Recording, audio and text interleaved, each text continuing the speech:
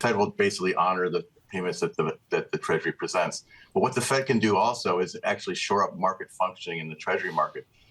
What we saw in 2011 is the Treasury market got very unsettled as we got close to the deadline. People don't want to buy Treasury bills that are maturing right around the time when the debt limit could be binding. Money market funds, there were outflows from Treasury money market funds into commercial banks. And so the Fed does have a responsibility here to try to preserve market functioning. And there's also the question, of course, of the debt auctions themselves. The Treasury auctions the debt, but the Fed actually runs the auction process. And it's really important when we have those auctions that there are more bids than what's on offer. If there were not enough bids, an auction would fail, and that would be a terrible blow to the financial markets. Yeah, I look at this, Bill, and I'm going to go to your Berkeley economics and the great Barry Eichengreen and what he said about gold and the emotion of gold. How do you respond to the moral consequences of our debt, the emotion of the right, and they had a huge response to your Bloomberg essay, the moral consequences of this debt? How do you respond to that like Eichengreen would respond to gold? Well, a very simple point is that look what's happened to indebtedness over the last 20, 30 years. It's soared, even though we've had this debt limit ceiling in place all during that time. So the debt limit clearly doesn't restrain spending. We've tripled the amount of government debt relative to the economy over the last 30, 40 years. And, so the debt limit's not really doing much to actually constrain things. I also think you don't really want to mess around with the creditworthiness of the United States, because if you do mess around with it, even if you avert a disaster in the end, it can have consequences. In 2011, the debt limit was raised at the end of the day barely in a timely way, and yet the S&P downgraded the credit rating of the United States from AAA to AA plus. So there was a consequence, even when there wasn't a technical default on the debt. Bill, you experienced this when you were at the Fed. Mike McKee was talking to us earlier. He just messaged me, said the FOMC in 2011 and 2015 gamed out possible Fed responses to a default. What did you think you could do back then? Well, I think there's a couple of things the Fed can do. The Fed can basically tell market participants that we're going to continue to engage in the Treasury market. We'll take defaulted securities as collateral, just as well as the securities that haven't defaulted. You don't want the market to start to really lock up because people can't raise money against Treasury collateral because they're worried that collateral could be in default. So the Fed has basically said we're going to take defaulted Treasury securities in all our operations. The only difference between defaulted securities and non-defaulted securities would be we value defaulted securities at market prices. So the Fed's basically saying we're going to keep the repo market functioning, we're going to keep the Treasury bill market functioning. Now, if things got bad enough, the Federal Reserve could also engage in interventions in the secondary Treasury market. They could actually come in and buy, like we saw during the early stages of the COVID pandemic. Fed would not want to do that because they don't want to get involved in the middle of a political controversy.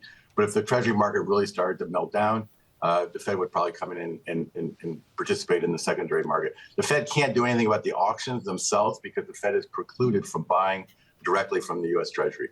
So, Bill, let's just build on this. The attitude of people on Wall Street, as you know, and we're all familiar with, is that this happens, we get through it, and if it gets dicey, guess what we do? We buy treasuries. Now, Bill, you get all those kinks at various tenors at the very front end of the curve on T-bills, but, Bill, ultimately, people still buy treasuries. Do you see that changing whatsoever? I think that that's what generally happens, and I think that's mostly right. I mean, basically what people assume is that there's going to be a lot of drama, but in the end, the debt limit will be raised in time. Now, so what that means is if we mess up even just one time and don't raise the debt limit in a timely way, it's going to be a huge market surprise. So you go from thinking that the probability of default is 0.01% to all of a sudden there is a technical default. It'd be a huge blow to financial markets. Bill, tell me about our ratios as compared to the maximum doom and gloom of Japanese ratios. To our listeners and viewers, in a debt ceiling debate, the 3 or the 4 or the 5 ratios that matter, are we fiscally constrained or are we doing okay? Well, I think the big difference between us and Japan is we very much depend on the kindness of strangers to hold our government debt. The U.S. has run, as you know, current account deficits for decades. And so a lot of the U.S. assets are held by foreigners.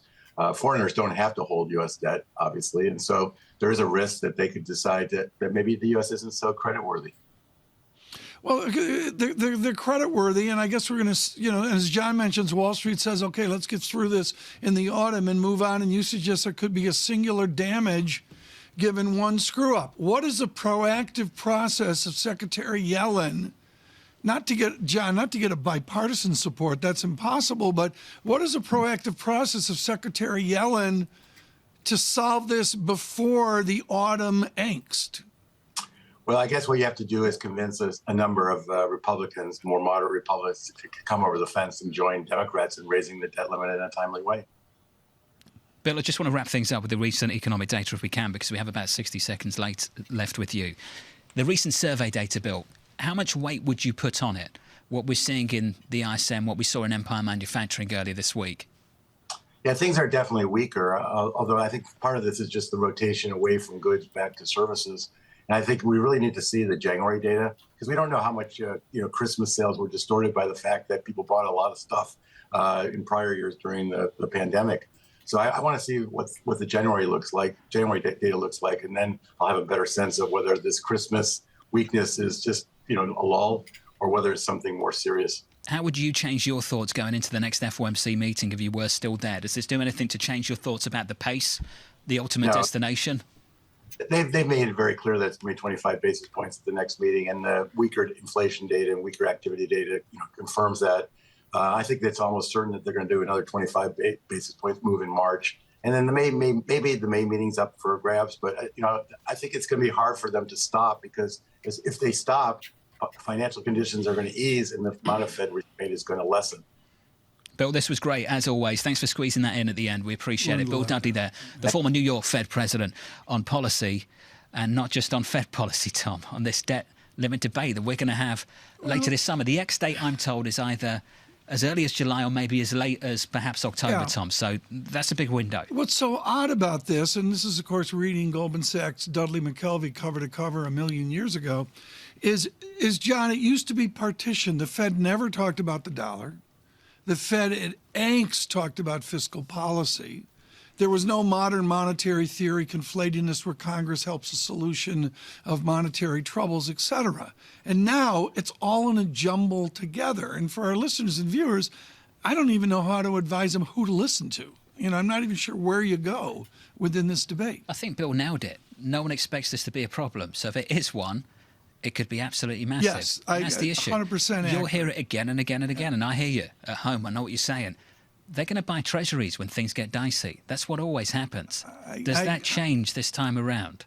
That's the question. That is the question. There is no other one. Look at. To me, I was going back and forth with Anne Marie on this. I want to make clear the political grandstanding phrase that Dr. Dudley used in his important essay is there. Why is there political grandstanding? Because there's a huge body of Americans who feel debt is a moral evil. It is evil that the U.S. is in debt. And at the same time, they're getting massive transfer payments from the United States of America. They're cashing the check, even as they morally hate the debt, which leads to the political grandstanding. The latest piece from Bill Dudley on Bloomberg Opinion, do away with a debt ceiling that serves no purpose. I think you can probably Do they have this conversation in England? We don't. You can put that article on the shelf and maybe repurpose it in a couple of years again as well, Tom. I don't think there should be a debt ceiling on the tots. I think they have to rebuild. Oh, you think they should just spend? That's bad. I bet. No bias there, Tom. No bias there. Equity futures on the S&P down 0.8 to 1%. This is Bloomberg.